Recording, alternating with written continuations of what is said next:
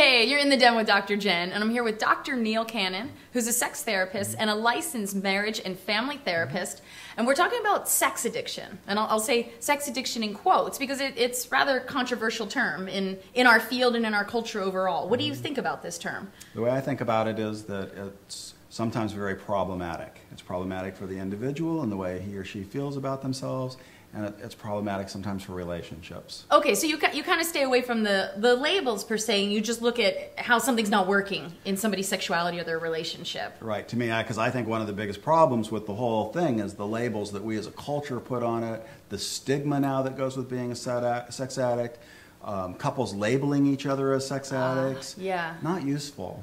And when somebody acts out, then when that partner goes and tells their family and friends that their husband is a sex addict, right? That's a label that stays with them in that whole family friend network for kind of a long, long time. Yeah. Well, so what specifically type of problematic behavior are folks showing up with that you see? Sure. Well, internet porn and cyber chatting and anything related to the internet's probably the biggest area where there's problems, and it's growing so fast.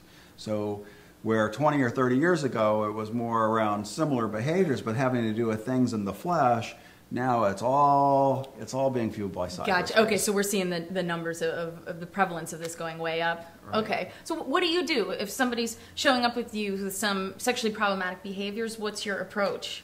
So I look at it two ways. The first part's with the individual that may come in with the problem. Hey, I got a problem with this, I want a little help. But at the end of the day, I really don't have guys that come in and say, I've got a problem. They only come in and they get caught. Ah, okay. So, yeah. Yeah. So now that they've been caught, then we also have to not only treat the person so that they get control of their lives and they feel really good about the choices they make, but we also have to treat the couple. How do we get over the betrayal of trust sometimes?